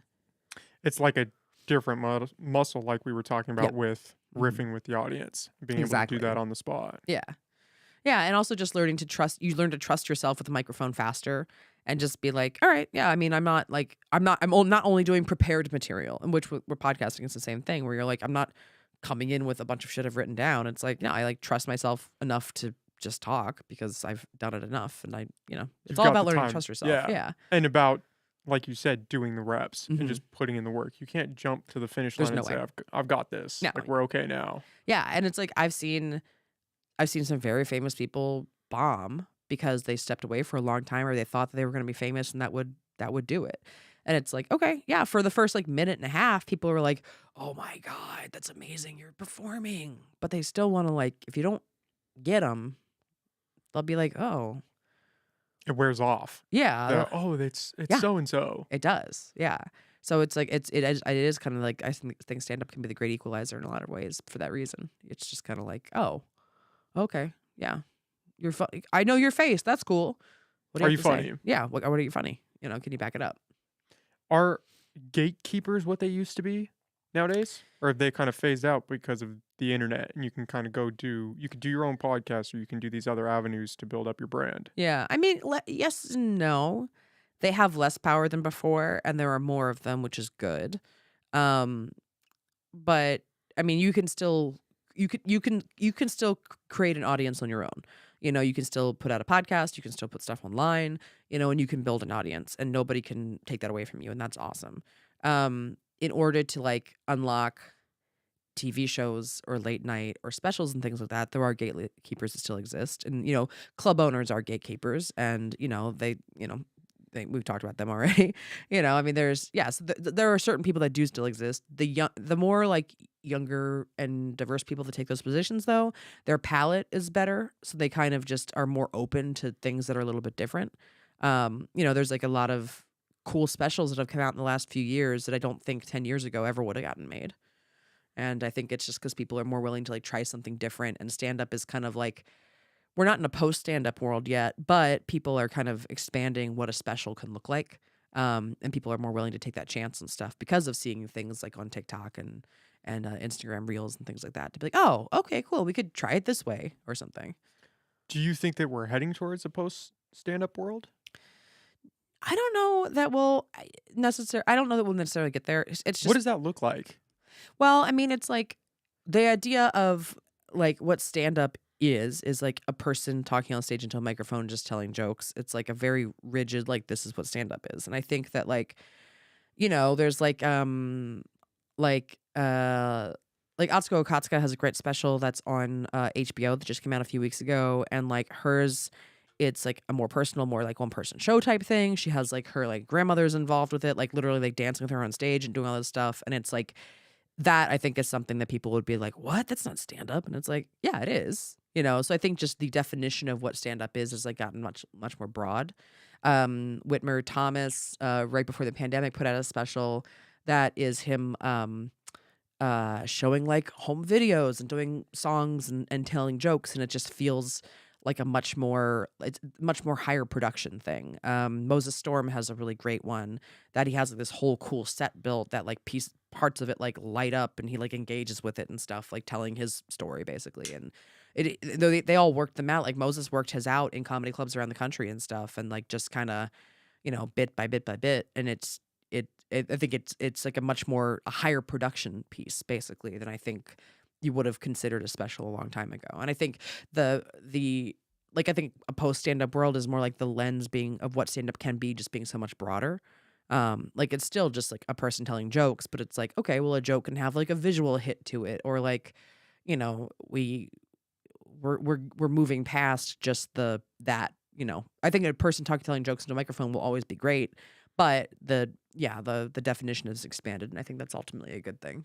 The medium would kind of broaden out a little bit. You Hmm. wouldn't have to be there on stage doing Yeah. this structured sort of thing. Yeah, exactly. I mean, it's like you can still have an audience, but it's like, what is like there's like VR rooms that people do stand up in. I've like done those shows every once in a while, and you're like, all right, it's fucking weird. I guess I'm What is that like? You've done a VR comedy show? yeah. Yeah, what's oh shit. Jenny Yang has a show. It's in one of those video games where like you have a little character. Um, I don't know what it is. I don't know what the game's called, but like yeah, you do stand up as your little character, and it's weird because you have like an audience of like other little characters like laughing at you, and you're like, I guess this is what stand up is. Weird. Okay. But you can't see or do their faces move? I don't know how No. good the VR tech is right now. Yeah, not really. I mean, yeah, it's not great. I mean, it's gonna be a long time before I think that is a actual viable thing. But I think it's like interesting. It's interesting, and I think it's good to be playing with. Mhm. I think, and I've been guilty of this, and I think it's a lot of comics can very much be stuck in like, no, this is how it's done, and it's like, why not embrace the new tools? Why not have fun with the new? It's just a new tool. You can have fun with that. It's no big deal. Like, and that's just usually like your ego. Whenever you're scared, it's your ego usually just kind of like throwing up against something. And to me, I'm very much like, okay, well, what about this don't I like, and why don't I like it? And it's like, oh, it's because I just don't want to learn something new. Okay, well, maybe we should, and let's see if that works for us or not. Yeah, you don't wanna be Blockbuster, Yeah, right? exactly. You wanna be Netflix. Yeah, yeah. You don't want to be Sears. Yeah, right? Yeah. And it's just, I mean, new tools like that are constantly coming out. And VR, it would be cool if the tech really got there, Yeah. where you could have people really feel like they're there and you can Hmm. see their facial expressions and kind of play off them a little bit more. Yeah, exactly. And it's like maybe we'll get there. I don't have a lot of faith of that happening in my lifetime, but Did you do any Zoom shows or anything like that over yeah, the pandemic? did a Was lot of that Zoom shows. weird? I would imagine that'd almost be. They're weird, but honestly, being a podcaster, I think really helped with them because it felt very like you're not getting anywhere near as much audience reaction, but you can kind of talk through it. It felt more like doing kind of like a live vlog, I found. And whenever I would do Zoom shows, my jokes were very different on Zoom than they are on like a stage in front of a real audience. Like I would always have like, tell some story about my dog and like pick my dog up and just like fuck with him on camera, just kind of play around a lot more than just what the stage version of a joke goes. Or like I had like I had a neighbor that passed away during this older woman that lived near me that passed away right before the pandemic, and like they cleaned out her place. He was a hoarder, and they just had a bunch of crazy shit. And I had this like giant rusty machete they pulled out of her house, and I would like wave that around on camera and stuff like that when I was telling jokes about it. So it's like I kind of like played with props a lot more, or you had like the screen, so I would do a lot of like things coming in from the screen, like it's just stupid little jokes and things like that. So it's just like playing with the medium differently. Just switching up your routine a little bit Yeah. to better fit that format. Yeah, and then just be like, I felt much more loosey goosey, especially doing Zoom shows because it was like, all right, Lower stakes. yeah, much lower stakes, and you're talking to people. It feels much more one sided, like in that conversation, much more intimate because it's like here's like 30 people watching you on Zoom, and you're like you can kind of hear them laughing, but you're like, all right, I'm gonna check the chat. What do you guys think about that in the chat? Oh, okay, and then it was kind of a lot more crowd worky, but that was mostly just to fill the void of what like a room full of laughter sounds like. Was it harder getting your timing down with that? Or not so much where you kind of altered how you would do your jokes? It wasn't as hard getting it for Zoom. The harder thing has been, and I feel like we've all kind of worked it out now. The harder thing has been transitioning back to live, because I think moving to Zoom, you kind of would is what we were talking about originally, you can kind of fill that space a lot more, because it was just silence, a lot not even silence, but just the timing was off, like, with an audience. Um, and then bringing jokes back to stage, I and a lot of comics, I think, found out you kind of were, like, talking through letting the audience laugh and just letting them have that moment and being like, "Oh, my timing has, like, gotten way tighter because of Zoom. Let me s I need to consciously let this stretch out a little bit more and give people the space to laugh and give Sit in myself." the moment. Yeah, exactly, and, like, that was I think 2021 was, like, when things reopened, that was the lesson I think all the comics were kind of working on is, like, "Let me readjust my timing to what, like, a crowd feels like," and that feels like that I feel, much more evened out now, which is nice. Yeah, that transition back, Mhm. I would imagine, because especially if you are doing a lot of Zoom shows and you're trying to get into that frame, Yeah. and then saying, "Okay, now we're back on stage. Let's Yeah. go. How do we do that again?" Mhm. Exactly. You Speaking of the post stand-up kind of world, you have that interesting thing that you've been doing, the Picture This. Yeah. Mhm. Do you wanna explain what that is for people that don't know? Sure, yeah, yeah, it fits very much into that post stand-up world. So Picture This is a show that I've been running for 10, going on 11 years now. I created it and, host it in LA, and then we have a New York host, and we kinda tour it around to different places sometimes, and it's, comedians paired up with animators, and they live animate your jokes during your set through, like, a Cintiq screen using Photoshop, and, all our animators, we get people that, like, we have, like, people that work on, like, Big Mouth and BoJack Horseman and, like, huge names, which is awesome. They're like, the creator of Hey Arnold does our show a lot. We have, Pendleton Ward does it whenever he's in town, which is great. Um, and it's them it feels like you're dealing with a very talented heckler kind of because it's interesting to see your joke interpreted through somebody else's mind because it's like, "Oh, that wasn't even the thing that I thought was funny about the thing that I'm describing, but that's what you took it away or that's the direction you took it in." So it's and then, you kinda end up riffing on the thing that they're drawing, so it kinda throws you off of, like, what your bit is, but, I found a lot of different directions, like, through doing that, which is fun. It's an Um, interesting concept. yeah. I saw a video of an old bit of yours, it was the chainsaw juggler. Oh, yeah, yeah, yeah, I yeah. think it was up on YouTube, Yeah, yeah. and just the animation was cool to I'd Mhm. never seen anything kind of Yeah. mesh stand up in that way. Yep. Yeah, exactly. It's fun because it's like, um yeah, it's just seeing your own joke interpreted through somebody else's brain and, like, what they took away from it, and also just cartoons are fun, and it's like, "Oh, man," and I also have a very, like, visual storytelling style, I think, and, like, to have somebody actually draw it for me is it's been really fun to be like, "Oh, cool. I didn't know that's what it would look like to somebody else." Does it fuck up the flow in any way, or does it seem to mesh pretty well? Because I would imagine if you, like you said, if you think you're Mhm. going to get a laugh in this part, Yeah. and then you don't, and so you're progressing through the bit, and then people are laughing at what's up on the screen, does that mess with you, or can you find a nice flow state with that? I mean, it messes with you, but I think it's a good thing to be messed It's with like a sometimes. challenge. Yeah, yeah, yeah. Like I always tell comics, I'm just like, you are not the purpose of the show is to be interacting with the thing, to find something new in a bit. Like it's gonna throw you off. And there's some people that have a hard time with it because I think they do not like the laugh not coming where they're used to it coming. Like people will laugh, then the animator will get a bigger laugh because of the thing they just drew. And I've seen a few people just go, they don't like it until they turn around and then they see the thing and they're like, "Oh, that is funny." And that's usually when I will watch it click with their brain on stage. And they're like, "Oh, this isn't that serious. This is just fun." It's not me just like needing to perform my thing exactly how it is said every night. It's like, no, I'm playing within the idea that I had, trying to find something new. And I think if the people that embrace it are the ones that have the most fun with it. It's pulling yourself out of your ego again Yeah. and just Mhm. going with the laugh. Yeah, exactly. And just realizing that, like, you know what? I'm in control of the thing we're talking about on stage, but like, is me over here talking to the microphone going to be as dynamic as like the giant dick that's been drawn next to me? No, that's going to get the laugh, but I'm the only reason that was there in the first place. And it's like, You're narrating the story in a yeah, sense. exactly, exactly. And it's really fun. Like we shot a pilot for True TV a few years ago, and like I've taken it to the Kennedy Center twice now, and toured it at festivals all over the country and stuff. And it's like my favorite thing to do. I love playing in it.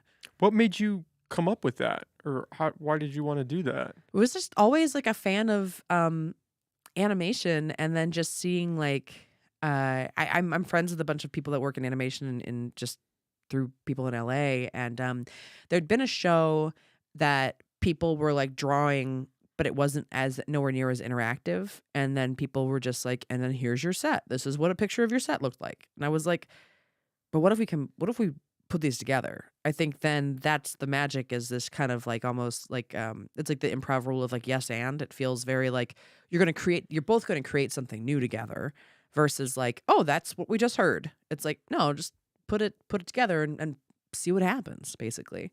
It's a pretty cool mesh, Yeah. seeing it play out as you're doing the bit and as these drawings are coming up, and then it's almost like, okay, what are they gonna draw Yeah. next? Because it changes even as you're talking. It starts to alter. Especially for the Exactly. chainsaw one, it was Yeah.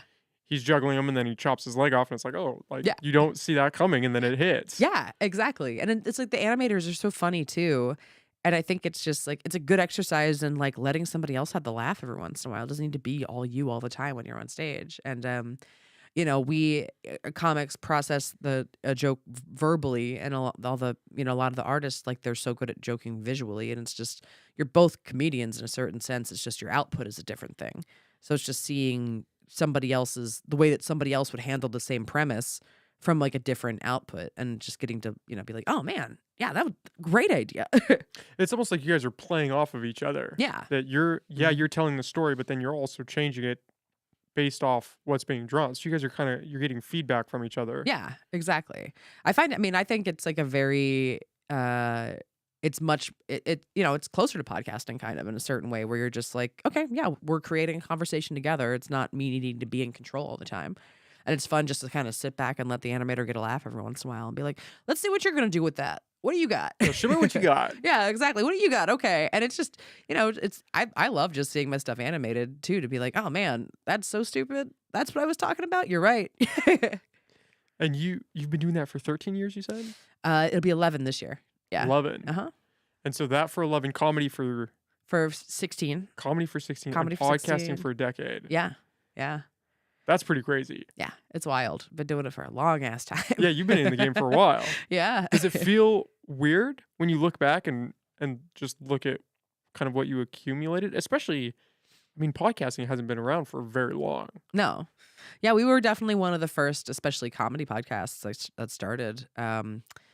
I mean, yeah, there were only a few. Like Marin was out before us. Like Never Not Funny was out before us, and I'm sure there's others I can't think of. But like we were very early in the game for sure. And yeah, I'm like very proud of my body of work, and I'm really proud that especially that a lot of it has aged pretty well too.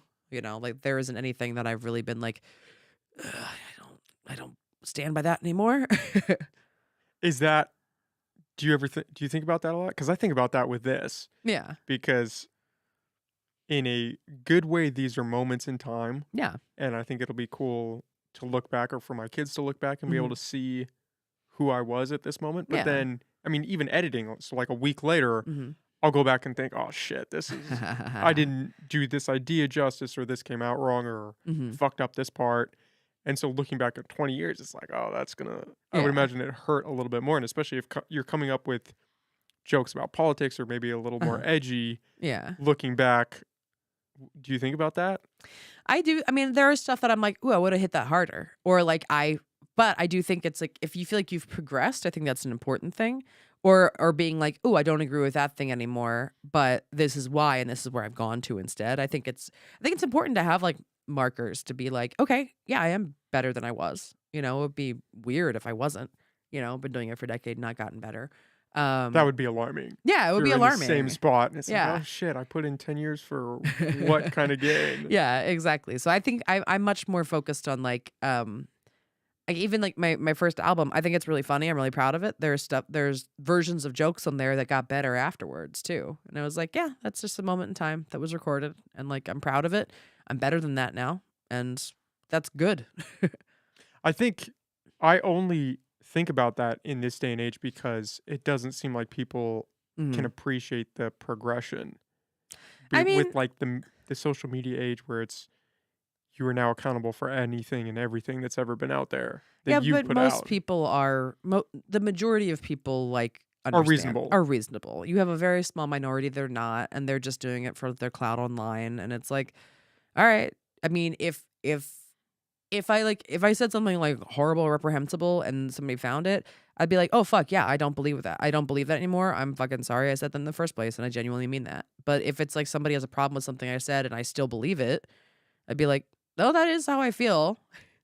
We can argue about that, but like, I think I think a lot of people get very like bogged down and like worried about like, oh no, I have to double down on it. And it's like, no, you don't. If you don't believe it anymore, it's fine. You can just, the majority of people are going to be fine with it. I mean, most, no, nobody gets canceled for real. Like, I mean, I can't tell you any actual cases where anyone has been materially, monetarily really affected by it, especially in comedy. I mean, it's like people that have been abusers and things like that are even working again. It's like, Isn't Bill Cosby yeah, he's good? touring. Yeah, he's touring again. He just announced a tour. And That's pretty crazy. it's really awful. It's really disgusting that he's touring. I can't believe they haven't announced venues yet, and I'm like, where are you gonna play? Well, you think if you're Bill Cosby, you would want to just fade I would think away. so Just too. go buy a mansion somewhere super secluded and just keep your head down. The idea that you would want to go back out in front of people, I think if you're an egomaniacal monster, though, which turns out that he is, you gotta feed the you ego. got to feed the ego, and you're not gonna let you know, um, you're gonna try to set the record straight, quote unquote, as much as possible, even though, you know, There's a we all lot out there. there's a lot out there. We all know what happened, dude. Fucking disgusting. I don't know if I can curse. Sorry. Yeah, no, you Okay, can. cool. It's it's gonna be interesting to see if Yeah. people actually go out to see that. If it's gonna be like a spectacle where they Yeah. want to go just see what he has to say, I know. or if he's gonna come out with some really good jokes, and then you're gonna think, okay, I'm conflicted about supporting this. Yeah. Well, it's hard because it's like, yeah, you can be two things. You can be a very talented comedian, and you can also be a monster. And if there was, you know, I always focus on the material aspect of it, where I'm like, yes, you can still think Bill Cosby is funny. Are you supporting him financially? Think about that. If you really need to see his stand up because you love his stand up, there will be a bootleg. Don't go see him live. Or like, Pirate that shit. yeah, exactly. Like, take the money out of his pocket wherever you can. Like, it's not, um, that I do think that it's important to kind of consider that stuff. Like, it's just not, money is what it comes down to, I think, ultimately, especially to people like it, like that, where it's like, it's the only way that you can hurt them. Well, do you think I mean, does he need the money? I don't know what his No, financials are but it looking would like hurt his now. ego if he didn't sell as well as he thought, and I think it's like, you know, it would be great to hit him there. I'm sure also those lawyers were very expensive, because that was a hell of a case. Um, I mean, I don't know, but Crazy move. yeah, Crazy move to want to come back out. yeah. I mean, it just shows you, more of who he was, more of who he is. To be like, oh wow, okay, you really need to now. You need to force yourself on the entire public. Great, awesome, great. That was the same thing with OJ, right? Yeah, Because he wrote the book. yeah, If I Did It, it's like why? It's it has to be ego. You're right. At some point yeah. where you want to come back out and try to put your side of the story out there, because why Mm-hmm. else? If you got away with it, Yeah, count your blessings and just go hide. Why yeah. would you want to constantly put your face back out there for people to just constantly make that comparison of, yeah, but you did this. Yeah. This is what you did. I mean, it's a lot of ego. Most people are also not going to confront you to your face, and you still like the adoration that you're going to get, that you're also still going to get from a lot of people, because I mean, we do live in this world where it's like, Bill Cosby, incredibly disappointing human being, and that is the nicest way to say it about him. The Cosby Show also can mean a lot to a lot of people. Meteoric. It was a Yes, huge show. yes, and meant so much. Amazing TV show. Also, just like meant so much to like see a black family on TV that was fucking succeeding and all of this shit. And like that's an important thing, and you cannot take away that cultural touchstone. This guy can be a very bad guy, and that can also still mean something. And I think it's like I get that it's hard to lose a hero, but it's also so important not to make people your heroes in that way, to not be like, oh no, they can fail. I mean, and to be able to separate all these things. Do you think he can come back from that? If he does this tour and if he starts to try to win people back over, do you think he could ever reach a spot where he is doing that full time again? Touring is just a comic out there like any other comic? Yeah. You think so? Yeah, he could. Yeah. I mean, he absolutely could. It's depressing, but it's true. There's like an escape velocity, that's how I've heard Yeah. it phrased, where you Mhm. can get big enough where it doesn't really matter anymore. R. Kelly Yeah. kinda hit that. He hit that place. I mean, Chris Michael Jackson Brown, kinda, Chris Brown. he has in that place. I mean, you know, if you are as I mean, in comedy, it's like you've got Chris D'Elia still tours, and he like has groomed girls. You know, Louis C.K. is back out there again. You've got T.J. Miller tours. Like there's a number of people that are like, you know, monsters. But they make money for clubs, and unfortunately, there's like not a we have no sort of like union or anything in place that can protect comics from like workplace safety issues. Because my thing is, I think that them being allowed in spaces where women can be is a workplace safety issue. Because if like a club books a female opener with any of these people, like it can be a problem. You know, you've opened them up to risk, and now you're going to punish them if they say no by taking money out of their pocket or something like that. So to me, I think it's more like looking at it from that perspective. Um, but unfortunately, because there's no protections in place in the industry, there just is. If that person will sell out a room, a club owner is probably going to go with them. And that I think is why it is important to like have an educated comedic populace, like audience, to be like, oh yeah, I'm not gonna see that person because I know what they do, and I take it seriously enough that I won't go support them, because if they don't draw an audience, they won't get booked anymore. And I think it's also important to like also seek out people that you're like, all right, cool, I like this kind of person, what are more people like them or whatever, like to really try to like educate and find new people that you wouldn't necessarily be like, oh, like you support the artists that you love financially, because it's the only way that people are gonna that book them are gonna see that they are worth booking and bringing back. Like it just is, like the industry runs on, I mean, every industry runs on money, but comedy definitely does. Have you noticed a pretty significant benefit from the podcast in that sense, that as the podcast has gotten bigger, Mhm. it's translated for that? Yeah, definitely. It's been nice knowing that, like, I mean, I can look at like where we have listeners and then be like, I'm oh, going cool. there. Yeah, awesome. Like, yeah, I'm definitely hitting Portland, definitely hitting Seattle, like, Austin, Chicago, San Francisco, like great crowds, love them. And it's nice to be like, okay, cool. I know I can at least I can probably sell out a room in these places. Like that's good to know. And then I can kind of like try to build from there basically. Yeah. Well, as bad as social media is today, it does have that benefit Yeah. that you Mhm. you don't need the gatekeepers. You can Yeah. go out on your own Mhm. and you can put your product out to people that are going to like it and are going Yeah. to want to support you and want to come along for the ride. Yeah, I mean, I think it's like we're still in like an interesting place with social media, because I think it is ultimately a net good, because it's exposed so many more it's given so many more people a voice than before, which like obviously that's going to be messy, but it's like how many people are have gotten careers that never would have been gotten careers before because of it. I mean, for better or for worse, I guess, but like I do think it's like shown the lights on, especially on like different voices of like people of color and women and trans and non-binary people that like wouldn't necessarily, the industry wouldn't mess with them before. And I think it's important to be like, oh yeah, no, look at all these people that like you know you wouldn't think that like somebody like Fortune Feimster, super fucking funny, like overweight lesbian, so goddamn funny. Everyone loves her around the country. She crushes. She sells out constantly. There are a lot of executives that unless they saw her, like they saw the numbers that she got from her social media, they'd be like, no, that's not a thing. And it's like, no, everybody loves her that sees her. Like it's important, I think, like to be able to like find those people, and then kind of make the industry have to pay attention to them. Do you think that does that translate, I guess would be a better question, the TikTok Mhm. comedians or the old school Vine comedians, does that translate to regular stand-up comedy?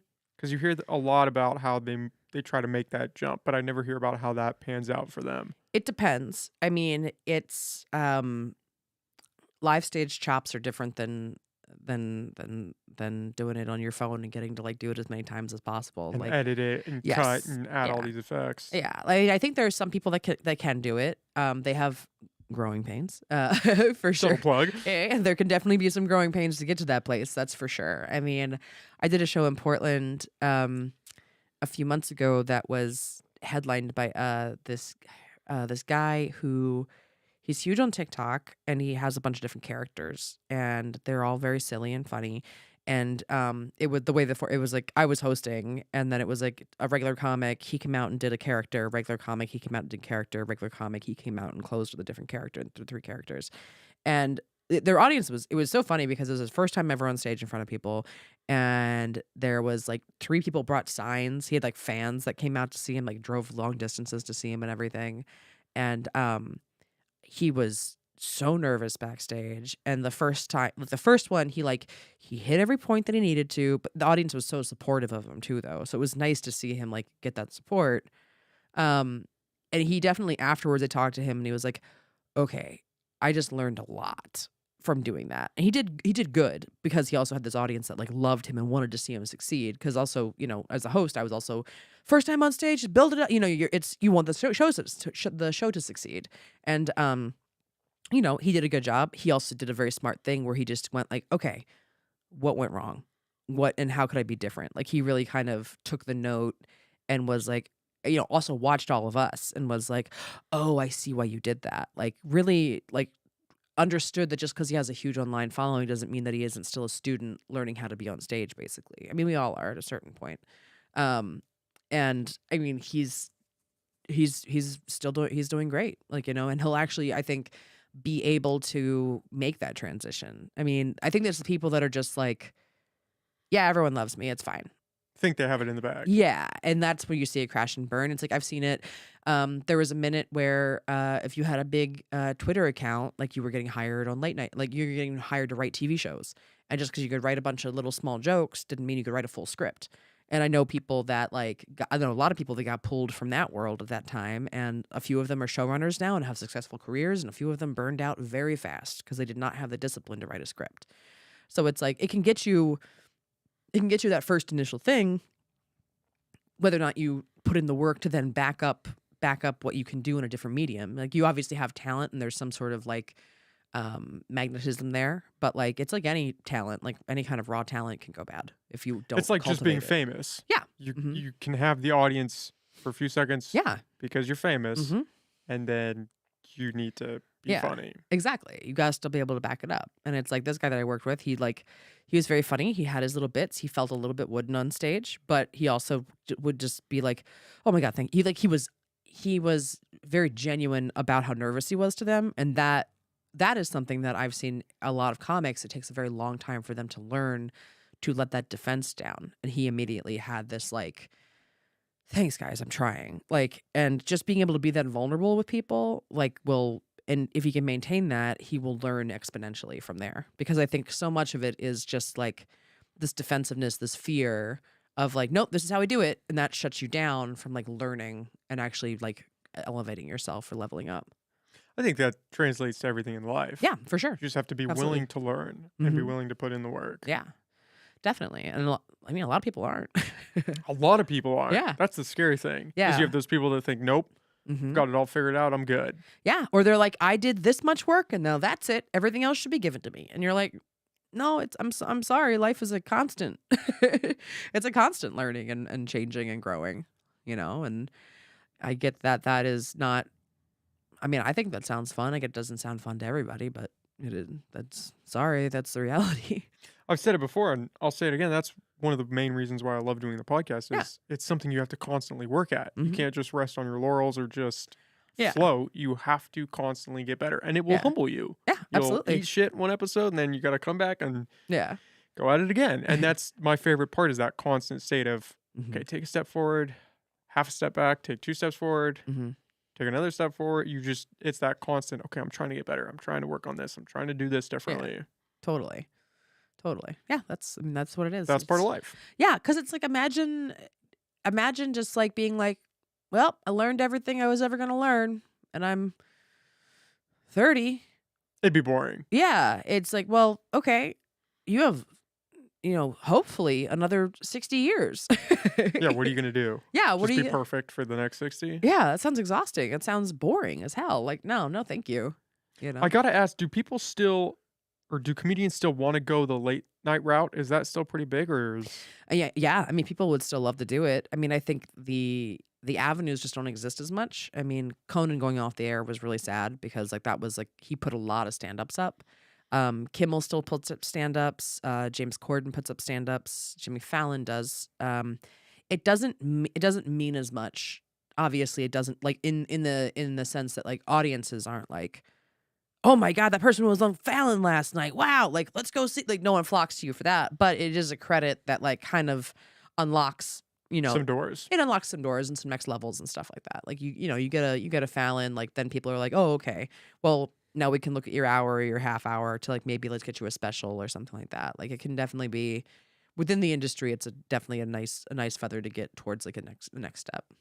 It's kind of interesting that nobody's tried to repurpose that format on YouTube, Yeah, it's surprising to me. I right? mean, I don't yeah, I don't know. I mean, it's interesting. I mean, a late night show is it's a lot of work. I mean, monologue when you have a team of monologue writers, if you're doing a monologue every night and you want it to be monologues have gotten hard because of topical comedy. I mean, Twitter is just everyone making the same jokes and then trying to, I'm friends with a lot of monologue writers who like monologue writers, if you work on a show, you're writing upwards of 180 jokes a day, basically. Yeah, like the way that those work is you have like a team of researchers that go through all the news like that night, and then that next morning at like 7 a.m. they send out like these are the top headlines. These are weird headlines, political headlines. They try to give you a mix of different stuff. And then you sit and you just like try to come up with everything that you can to like, do these jokes and stuff like that. And then all those are kind of sent over to a head writer who kind of looks through everything. Then he's like, okay. And then also when you're writing them, you're like, okay, that's my first thought. That's probably the one that's on Twitter. What is like the second, third, and fourth, and fifth thought that is the joke about this? So you're trying to get past that initial obvious thought too, or like what's a way to like build on that or something like that. Um, so it's just, I mean, to have a good monologue that isn't like something that you can find everywhere online, it's a lot of work that goes into it.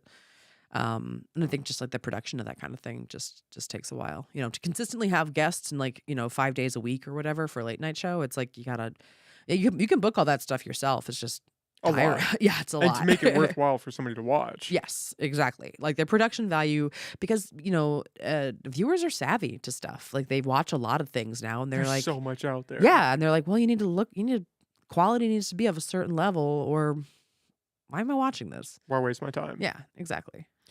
I had always heard that writers, if they're comedians hmm and they become a writer, it's almost like the kiss of death for your stand-up career. It can be for a lot of people. I Is that mean, just because all the ideas are going to your writing job? I mean, if you're writing 180 jokes yeah. and they're good jokes, what do you hmm have left over for your stand-up? Well, I mean, it's different. Well, it's not even that so much because like monologue jokes are like very they're not usually very personal at all. So it's like it's more do you have the energy to like work on your own stuff. It's like you're not gonna give a joke that you would do in your act necessarily unless you were doing topical stuff. Most monologue writers don't do that kind of thing. Like if you look like Brian Kiley, he's a one-liner guy, but it's one-liners about his family as like what his set is. And it's very personal to his like it you can feel the monologue rhythm in his set, but it's like using that muscle towards a completely different subject matter, basically. Larry Kilmartin, amazing monologue writer. She doesn't do anything like that on stage. She does kind of very long, funny pieces. Basically, they just feel completely separate. But it's like you're using your brain for like a full day at work, and do you have family that you wouldn't spend? Where does your time go? You only have so many hours in a day. And I mean, those two especially, they still do stand up. They don't do as many shows as they probably did pre working on late night shows, but they make it a point to like whenever the show is on hiatus, they're like, cool, these are the 2 weeks I definitely have off. Let me like fill my calendar, or let me get out of town or whatever.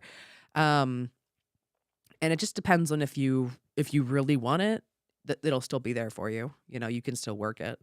because there's mics that you can go to. Like there's always going to be shows that like you can try to get booked on. Like it just depends on how much energy you want to put into it.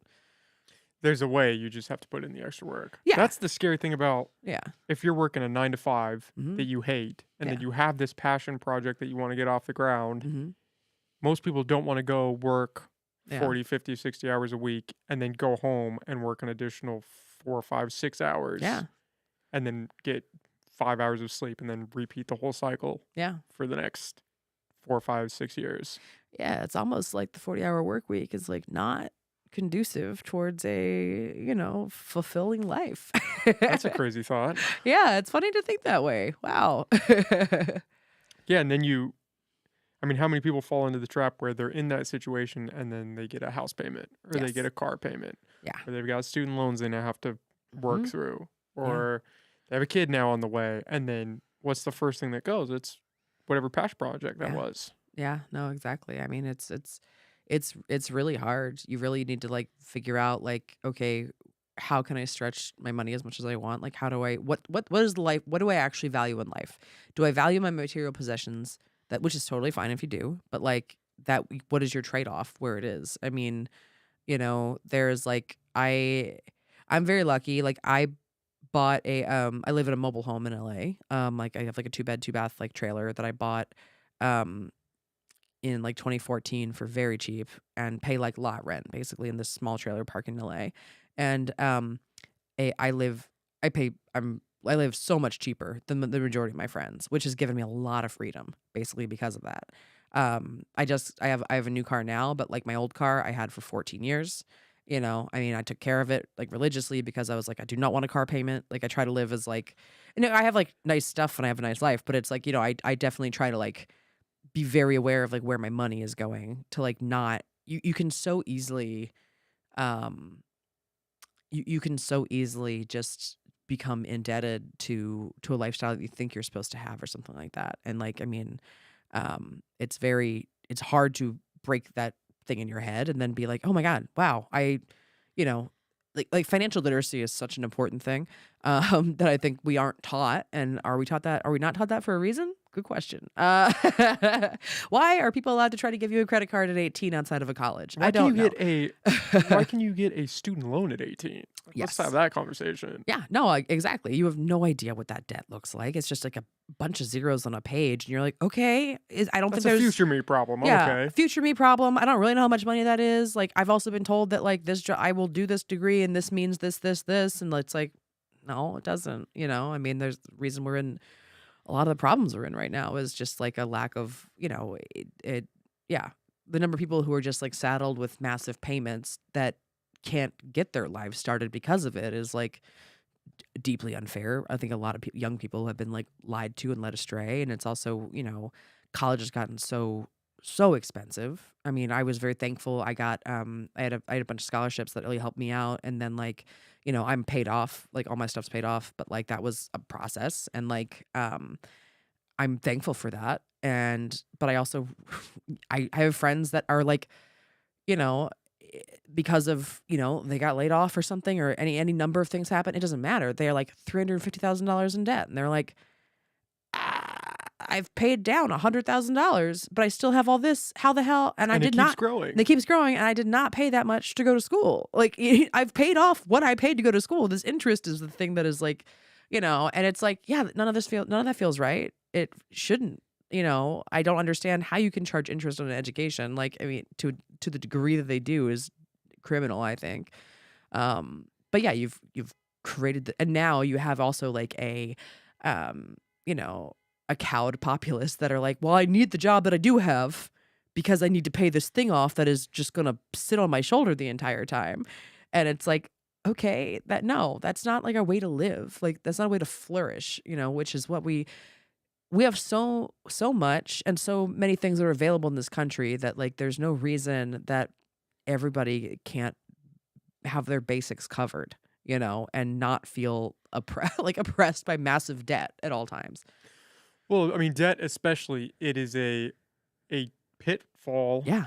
It's a trap. Yeah. And the scariest thing about it is once you fall into the trap, you're now in the cycle, and getting out of the cycle very is the hard. hardest part. Especially, I mean, credit cards scare the shit out of me. You have Yeah. people that have 4, 5, 6 credit cards, Yeah. and they've got 25, Mhm. 30, $60,000 on those cards, Yep. and you've got like 25, 26% interest. Yeah. There's no way to pull yourself out of that. Yeah. If you're living paycheck to paycheck, and I Yeah. mean, if you're only making 50, $60,000 a year, Mhm. you're fucked. No, yeah. You're screwed. Yeah, you absolutely are. And then it's like if something comes along that you're like, I mean, a lot of people also like how does that stuff get racked up? Usually through medical debt or something like that. Like Or it's or consumerism, trying to show consumerism. off for your Yes. friends, buy things you really don't need Of to impress course. people. Yeah, but we also like live in this we live in such a consumerist society too that it's like, people like to be like, I can't believe, if you're poor and you have a nice phone. I'm like, yeah, but a phone's a computer at this point. And you want someone to get a better job, they need access to email. Libraries aren't always open. Also, I get it if like you don't have a lot in this world, you want to feel like you have something nice. You want to feel like when we were told these are the things that make you look successful. And it's like, well, I want to feel like I'm fucking successful. I want some of this stuff because I fucking want it. And like, I get it. I completely get it. That's the society we live in. That's the values that our society like dictates. We have the society that just has like where poor equals bad, poor equals dirty. Like we just do this thing that like is so disgusting and wrong, and it makes people just like put such a value judgment on somebody that isn't able to like make a certain amount of money or whatever. And it's just like it's made it a nation full of people that think that they are temporarily embarrassed millionaires and that just aren't there yet. And it's like, do you have any idea how hard it is to get there and how many things are working against you? Like as opposed to like blaming other people, like think bigger. And I know that's a hard thing because then it feels like you're helpless towards a lot of it. But that is where I think like solidarity with your fellow man is like very important to actually embrace. It is scary Yeah. because I mean those traps. It's like you're walking through life and you're on this Mm-hmm. path, Yeah. and there are mines everywhere, and you can kind of see the top of the mine, Yeah. but you also kind of can't. And man, Yeah. if you step on one, it's a cascading That can effect, be everything. especially with, I mean, medical debt is the Yeah. saddest thing because you could get to a point where it's like, do I want to Yeah. live and be in debt, or do I want to not Yeah. The have my quality of medicine? I mean, like you yeah. start talking about insulin. There's so many Hmm. crazy things, and it's just Yeah. it is what it is. Like that's the mindset that Hmm. is there for that. Well, and I think such an insidious thing too is that like we're taught this whole like we're the best country in the world, whatever. But then we also aren't given like the space. We aren't given like the time off or like the monetary ability to like travel and see how other places are. And like something that I really love to I travel a lot and you talk to people from other countries and stuff and they're like you guys do a lot of stuff backwards. Like you talk to people that like are from live in the UK or whatever. Like I have a lot of comic friends that like something has happened to them in a foreign country and they go to they go to the hospital or something and they're taken care of and they don't come back with a $12,000 bill. It's like I had a friend who uh his wife flew to Greece for like a work uh symposium or something and had been cleared by the doctor that she could fly. She was pregnant. But was only like 4 or 5 months pregnant. Goes into labor on the plane, lands in Greece, baby's in the NICU, thankfully is still alive, but she was in the hospital, baby was in the hospital for I think he had to move there. They were there for 6 or 7 months before the baby was like stabilized enough to fly back. $1,200 was the entire thing. I mean, imagine if she'd gone and if that had happened in America and like what that would have cost. It would have ruined them, And I Well, mean, even just having a kid well, yeah, I is mean, how expensive is just well, childbirth. yeah. I mean, I think about just like the dignity of also, to have the kid and then the ability to take care of it. You got to hope you have like a relative that can help out or, childcare costs so much in this country to actually like, do it right. Like the amount of money, it's a second mortgage, to really take care of a kid.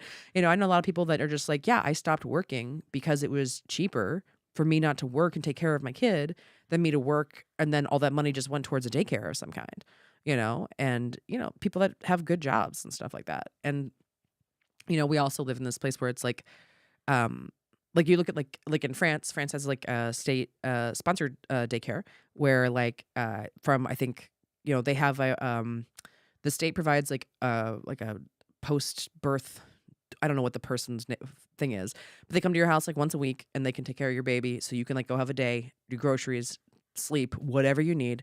And then once they're like 3 or 4, your baby's in daycare. And then the people that work at those daycares, they have master's degrees. You know, they are like daycare workers. That's all about enrichment. Also, now you have somebody that's like watching that kid that's outside of that family's initial home, that if there's something going on, it's spotted a lot fucking sooner too. You know what I mean? So it's like villages used to raise children. You not used to just be this like 2 people were the only 2 people that dealt with it, plus like a teacher that is just so overloaded with everything else and has a second job because we don't pay them enough, basically. You know, and you know, it used to be like, oh, a lot of people helped take care of this child and like they felt like they had a community around them. You know, but we've built a world where community is not valued the way that it should be. Well, You know? everybody's at each other's throats. It's hard to Yeah. have a community when people are screaming at each other online and everybody's Yeah. pissed off. And Well, and it's sad because then it's like, I mean, I've always been friends with my neighbors. I've always made it a point to be like friendly with my neighbors, just to like know each other, because I'm like, something happens while I'm gone, I want you to be able to text me, vice versa. I got a package, I'm gonna come over to you. And I am shocked at the number of people I know that are like, oh God, I've never met my neighbors. And I'm like, it's crazy that that's where we are. yeah, I'm like, why? Like, you don't need to be best friends with your neighbors. Like, you can still maintain a boundary, but like, what? You don't want to like be like, oh hey, it's good to see you, Nick. How you doing? Hey, how's your day go? Talk for a second. All right, go back inside. Like, that's what does that hurt? To like know something about the people that are sleeping near you. You know, I mean, there's why wouldn't you do that? And why were you told not to? Well, imagine like 200 years ago Yeah. sleeping next to somebody 10 feet away. Yeah. And you don't ever talk to that person. And that's Imagine. basically where we are today. But we're in Yeah. these little boxes and we Mhm. pretend that when I'm in my box, I'm safe. Yeah. And the outside world is outside. Yeah. It's like, Good oh, luck with that. yeah, you know how easy it is to get into a house if you Yeah. need to? Yeah. The thin veneer of society Yeah, it's a facade in a lot of ways. for sure. And it's sad because I feel like there was a minute where when everything first locked down, I think a lot of people were like, oh, shit. And I think there was a minute where people just really realized like what was actually like a lot of that stuff was actually important. Like I was so thankful just to have my neighbors like kind of wave at, to be like, hi, I'm seeing another person today. And I had a lot of friends who were like, yeah, I like was like talking 10 feet away from this person that I've never talked to. I've lived near them for this long and we've just never spoken before. And it's like, yeah, that's the way it's supposed to be when you remove all this crap. You know, what's the point if it isn't connection to people? I've heard that it was a lot like 9/11 right after it happened. Mhm. That there was the unity. Yeah. And then it kind of all just went to shit. And Yeah, no, exactly. I mean, it was just frustrating and, Yeah. you know, feels by design to a certain degree. okay, well, Brandie, you're Yeah. awesome. We can. It's already 4 o'clock. Oh, shit, So okay. yeah, we can get out of here. Show tonight. Do you want to plug everything? Sure. Your show tonight, tomorrow night, where people can find you later on down the road for your tour, where Absolutely. everything's at, your albums. Yeah, so it's January 27th. Tomorrow's the 28th. I'm here in Eureka, playing at the Savage Henry Comedy Festival or Comedy Club, a very great club. There's also a festival that happens every year there in October. And then I'll be in Eugene, Oregon on January 29th. I'll be in Portland, Oregon, January 30th. Oakland, January 31st, Fresno, California, February 1st, and then I'll be back in LA for a little bit. BrandiePosey.com is where you can find everything about me, including my tour dates. If you use the app Bands in Town, you can find me and follow me on there, and then you'll be updated whenever I come back to your area. My podcast is called Lady to Lady. You can find it wherever you listen to podcasts. Guys like it too, I promise. It's just 4 women just riffing and having a great time. It's a blast.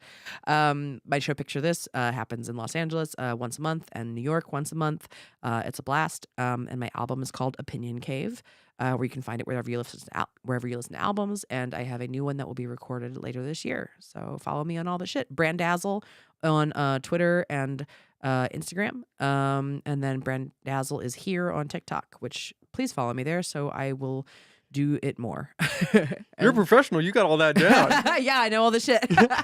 Okay, well, Brandie, we'll definitely have to get you on next time you're in town. This was a lot of fun. Yeah, this was great. Appreciate it. Oh, Yeah. yeah. All right, Awesome. thanks, Nick. Thanks, guys. Yeah.